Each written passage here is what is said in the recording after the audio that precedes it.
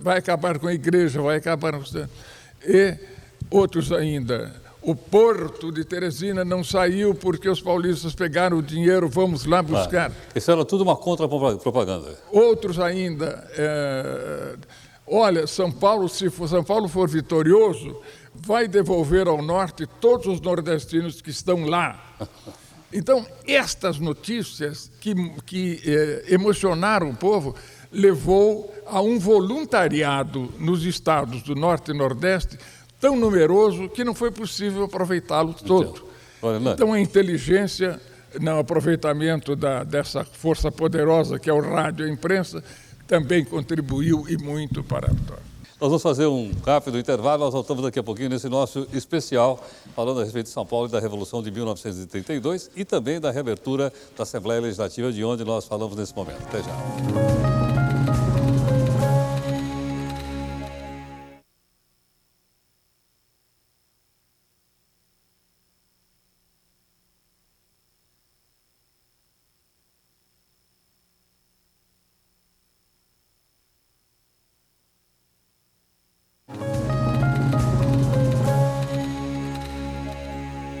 E nós voltamos agora com o nosso especial Batalhas da Lei, diretamente aqui do plenário da Assembleia Legislativa do Estado de São Paulo. O nosso tema hoje é a luta parlamentar pela democracia e também o significado que teve a Revolução de 1932 na história de São Paulo, na história do nosso país. Do lado de lá da divisa, em Passa Quatro, o capitão médico Juscelino completava 30 anos e descrevia por carta a retirada do exército constitucionalista.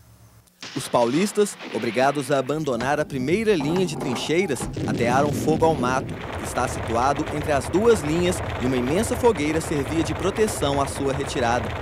Que momento que o senhor percebeu e falou assim, as tropas do Getúlio estão chegando aqui na cidade, vão tomar conta? Foi em Guaratinguetá e eu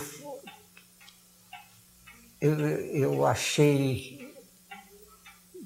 que tinha qualquer coisa errada, porque eu ia da trincheira, não tinha ninguém atirando. Então, nesse momento, mandaram cessar fogo. Então, 24 horas nós não atiramos, no dia 2 de outubro. Por aí, assim, antes ou mais um pouquinho. E ficou tudo descontrolado. O comandante deu três caminhões para carregar a tropa que tinha acabado a Revolução. Nos dias seguintes, tropas getulistas tomaram Cruzeiro, obrigando os paulistas a abandonar as posições que mantinham em Cunha e recuar até a Aparecida do Norte. Os confrontos na frente do Vale do Paraíba causaram centenas de mortes durante os 3 meses de combate. Na passagem das tropas paulistas, a ponte sobre o rio Paraíba do Sul foi dinamitada para dificultar o avanço das forças inimigas. A cidade estava bombardeada, queimada, muitas casas estavam queimadas, saqueadas, né? E os cariocas estavam no morro da fortaleza. E nós vimos que não tinha jeito de enfrentar com eles, dinamitamos a ponte. Rajadas e mais rajadas, e 2 bombas de uma só vez. Suávamos frio. Já há 40 minutos que estávamos sendo bombardeados. Nossa metralhadora costurava. Os fuzis pipoqueavam. Os soldados xingavam e só parava momentaneamente o barulho quando sentíamos que vinha bomba. Parece que todos prendiam a respiração e o tímpano ficava então mais atilado, ouvindo o sibilar do mortífero petardo cortando os ares. Eram segundos de verdadeira angústia, de orações e promessas.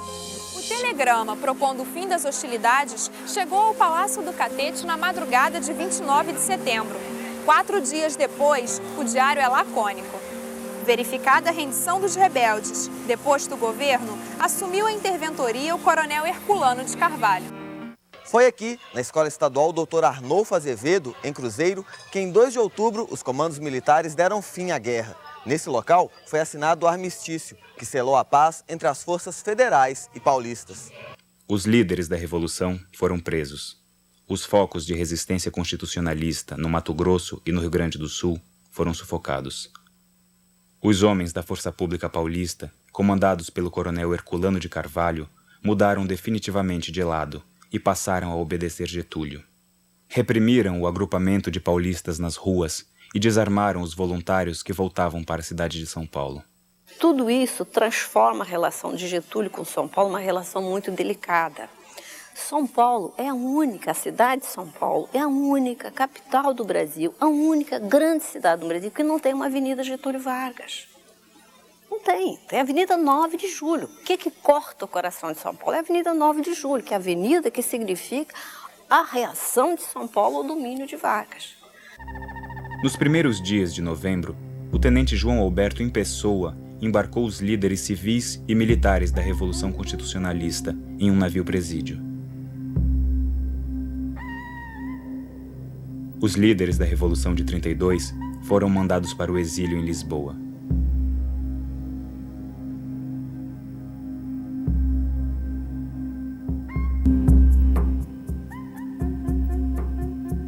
Entre 37 e 45, o Congresso Nacional foi fechado. E as assembleias legislativas como essa aqui, a Assembleia Legislativa de São Paulo? Não funcionam. Todos os poderes representativos foram dissolvidos com a Constituição de 37. Sei, quer dizer, então, não tinha eleição nem para deputado federal, nem para senador, nem para os deputados estaduais. Não. Eram interventores e não governadores, eram interventores estaduais. Sei, quer dizer, entre 37 e 45. Ele era o quê? O professor Dalário, um governador biônico, é isso? O governador do estado era um interventor nomeado pelo presidente ditador Getúlio Vargas.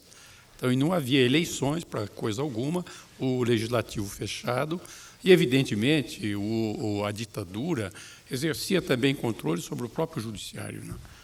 Então, de fato, era um sistema puramente ditatorial, né? Bom, professor Rogério, então se repete no nível estadual que está no nível federal. Exatamente. São delegados do governo federal que estão governando os estados, inclusive de São Paulo. Executando, inclusive, uma velha demanda tenentista e do Exército, dissolver as assembleias políticas e estabelecer corpos administrativos. A Assembleia de São Paulo fecha quando? 1937? 37. Todas as assembleias são fechadas. E se estabelece a interventoria como uma representação administrativa do governo central nos estados, porque o importante, a partir dali, passa a ser o Estado Nacional e não as localidades. Inclusive, no Dia da Bandeira, todas as bandeiras estaduais são queimadas pelo presidente Vargas depois do golpe do Estado Novo, que não chegou a ser um golpe. Foi um ato divulgado pela Voz do Brasil. O presidente, depois de divulgar pela Voz do Brasil o ato do Estado Novo, foi uma recepção na representação diplomática da Argentina. Mas as tropas federais fecharam as assembleias legislativas estaduais como essa ou não? Quem fecharam, mas os políticos não resistiram, inclusive emitiram telegramas de cumprimentos ao presidente. Nós temos na historiografia de esquerda e na historiografia liberal, relatos de que os políticos do Congresso, das Assembleias, muitos deles emitiram telegramas de felicitação ao presidente, que saiu no dia seguinte trabalhar a pé. A cidade estava em perfeita tranquilidade, as capitais em perfeita tranquilidade, foi um golpe sem um único tiro, a reação a ele só vem em 1938, quando os integralistas dissolvidos tentaram apear o presidente do poder num golpe no catete. Então nós vamos viver um período em que não tem mais poder legislativo no país. Não tem poder legislativo e só tem o poder central funcionando. No resto são representações administrativas dos estados e dos municípios. Deputado, quando é então que a Assembleia Legislativa volta a se reunir? Em 47. A luta pelo Estado de Direito, iniciada em 1932, tem em 1947 o seu desfecho. Em 1946, é promulgada a Constituição Federal e em 19 de janeiro de 1947 é eleita democraticamente, por mais de 1 milhão de eleitores paulistas, uma nova Assembleia Constituinte e o novo governador do Estado de São Paulo, Adhemar de Barros. No dia 14 de março, no Palácio das Indústrias, que passaria a se chamar Palácio 9 de Julho, 76 deputados, pertencentes a 7 partidos, tomaram posse com a missão de redigir a nova Constituição dos paulistas e dar posse ao novo governador eleito. Na qualidade de presidente do Tribunal Regional Eleitoral, eu declaro: a lista de presença acusa um número legal. Vamos dar início aos trabalhos para que se proceda à formação da mesa para a eleição definitiva dos senhores deputados. Todos de pé.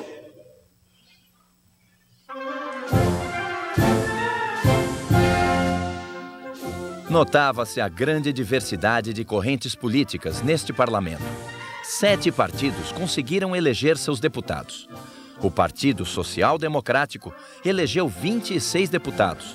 A segunda bancada era do Partido Trabalhista Brasileiro de Getúlio. O Partido Comunista teve 11 deputados. A conservadora União Democrática Nacional e o Partido Social Progressista do Adhemar de Barros, os dois elegeram 9 deputados cada.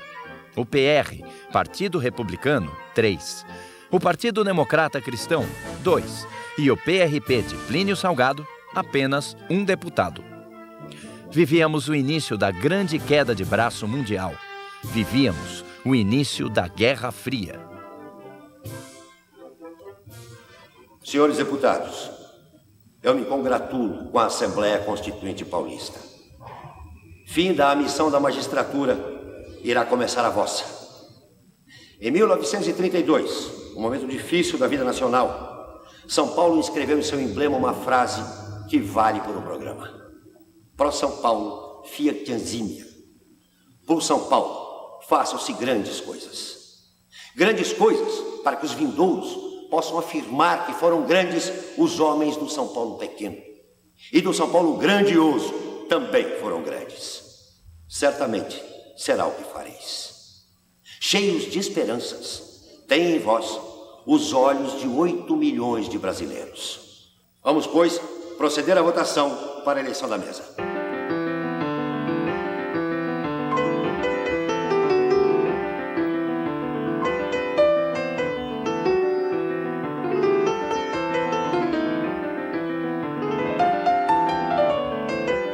Declaro eleito Valentim Gentil, presidente. Nelson Fernandes, primeiro vice-presidente. Rubens do Amaral, segundo vice-presidente. Mário Beni, primeiro secretário. Tenho a honra de convidar o deputado Valentim Gentil para assumir a presidência da Assembleia Constituinte Paulista de 1947. Parabéns.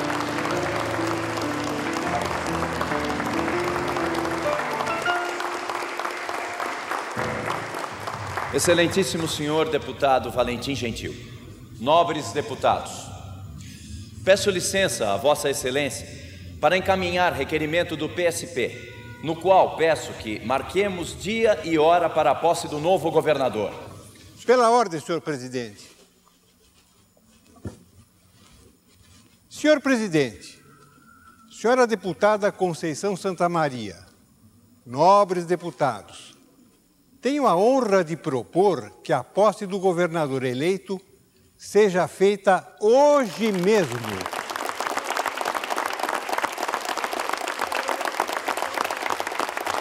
Nessa mesma sessão, tomou posse o governador eleito Adhemar de Barros. Após 4 meses de trabalho ininterruptos, que muitas vezes exigiram 2 e até 3 sessões diárias, no dia 9 de julho de 1947, foi apresentada na Assembleia Legislativa a Constituição do Estado de São Paulo. O presidente da Assembleia Legislativa, Valentim Gentil, conclamou os presentes. Todos de pé. Povo paulista, invocando a proteção de Deus e inspirado nos princípios da democracia, e pelo ideal de a todos assegurar o bem-estar social e econômico, decreta e promulga, por seus representantes, a Constituição do Estado de São Paulo. Está decretada e promulgada a Constituição Paulista.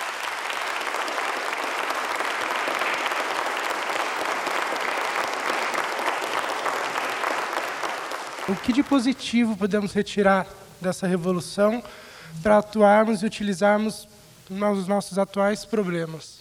É inegável que a Revolução de 32 tenha trazido à baila a discussão e a consolidação do Estado de Direito, que não se faz da noite para o dia. Mas negar tudo o que se conquistou a partir de 32 seria negar todas as conquistas democráticas e de Estado de Direito. Agora, a modernização do país também passou por aí. A modernização de São Paulo passou por aí. Não faltou até mesmo essa tentativa de um ou outro de querer consolidar aquilo que se chamou de separatismo, acho que estava embutido também. Mas negar que São Paulo tenha dado uma enorme de uma contribuição para isso que existe hoje, com todas as falhas como você está colocando, seria negar a história do próprio país. Eu gostaria... Eu vou tomar, então, a sua intervenção, professor Rogério, como uma consideração final sua. Eu gostaria de concordar com o deputado, mas lembrar que quem se levantou de pé pelo Brasil, em primeiro lugar, foi o Rio Grande do Sul, e que boa parte das conquistas que conformam esse novo país advém da Revolução de 30, que trouxe à baila a questão social, a centralização do Estado Nacional, trouxe à baila a reforma do Exército, a reforma institucional, a reforma da administração pública, construiu o Estado e a economia moderna. Professor Rogério, muito obrigado pela sua participação. Professor Dallario, uma consideração final do senhor, professor. Bom, o tema central do nosso encontro é a Revolução em 32, e eu tenho a convicção de que ela foi extremamente útil, benéfica para o Brasil. Evidentemente, o ideal seria conseguir os avanços sem os sacrifícios humanos que ocorreram em 32. Mas, em vista das circunstâncias, dos obstáculos, houve quase que uma fatalidade do movimento ser também movimento armado, mas o dado positivo foi que nós avançamos muito. Então, isto deve ser meditado, deve ser conhecido, para que, daqui para diante, nunca mais seja necessário um movimento armado, uma luta dos brasileiros contra brasileiros, para que haja os avanços sociais. Professora Ailton, uma consideração final da senhora.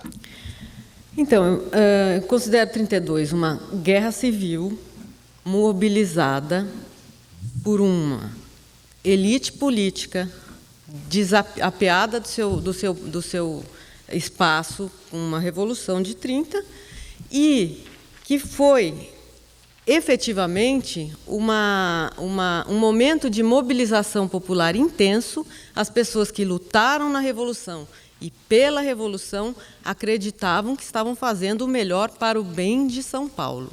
Essa é a questão fundamental. Agora, é um mito da história paulista profundamente manipulado pelo discurso oficial.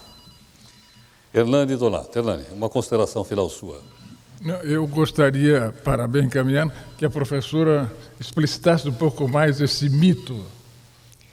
No sentido de que São Paulo era o estado mais importante da Federação, da União, que tinha o direito a ocupar o espaço de espaço mais importante, e em 1932, utilizando a figura do bandeirante como o desbravador desse país, utilizando a noção da identidade paulista e do orgulho paulista como mobilizadores dessa força, continuasse ocupando o espaço que merecia no panorama nacional. Hernani, uma consideração final sua. É engraçado que o bandeirante, quando se trata um pouco da Revolução, começa a apanhar por ter feito o que fez e por ter se tornado uma marca registrada da Revolução. Tudo isso que a professora disse é inegável. Houve aproveitamento do bandeirante, houve o aproveitamento, o apossamento da famosa frase do deputado baiano: São Paulo é uma locomotiva puxando 20 vagões vazios. Houve um pouco de tudo, mas, acima vamos descer a rua e verificar quem fez a Revolução. Foi o povo que aderiu, o povo de todas as classes, de todas as idades, aderiram e fizeram a Revolução de tal modo que não houve no país outro movimento em que a população toda se incorporasse. Claro, houve núcleos separatistas, não chegariam a 15. Houve núcleos de opositores democratas que ficaram sem o seu poder. Houve um pouco de tudo, mas a grande concentração de povo levou a um fato único na história do país. E isto é que tem importância. O povo aceitou, aderiu, lutou, e 920 homens morreram por esta ideia só no estado de São Paulo. Deputado Vaz de Lima, consideração final do senhor. Queria dizer que nestes 75 anos da Revolução e nos 60 da reabertura desta casa que presido, a grande lição que se pode tirar é a lição da recuperação dos sonhos, das utopias. É possível se juntar por um ideal e é possível conquistar. E São Paulo não tem se furtado nisso. E a história mais recente nossa demonstra isso. Foi aqui, num grande comício na Praça da Sé, comandado por São Paulo e por outros tantos brasileiros, que nós reconquistamos, naquele belíssimo comício das diretas já, o que temos hoje. A liberdade que vocês, estudantes, têm de hoje estarem aqui, sentados no plenário da Assembleia Legislativa, foi conquistado a duras penas por homens que sonhavam e que tinham as suas utopias. Muito bem, quero agradecer a gentileza e a participação de todos, agradecer também a sua audiência aqui na TV Cultura, dizer para você que realmente foi uma coisa extraordinária a gente mergulhar um pouco na história de São Paulo, a história do nosso país, e conhecer um pouco mais a história dos períodos de 1930 a 1940 e a reabertura da Assembleia. Muito obrigado pela sua audiência. Eu vou pedir mais uma salva de palmas para os nossos debatedores.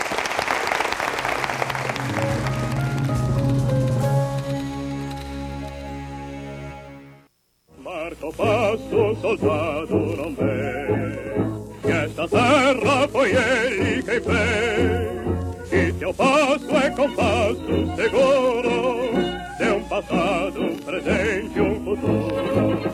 É soldado, que grande tu és, tua terra se atira aos teus pés, estremece de orgulho, ergue os braços, ergue braços e poeira aos seus lados. Marcha, soldado paulista, marca seu passo na história, deixa na terra uma pista, deixa um rastilho de glória. Marcha, soldado paulista, marca seu passo na história, deixa na terra uma pista.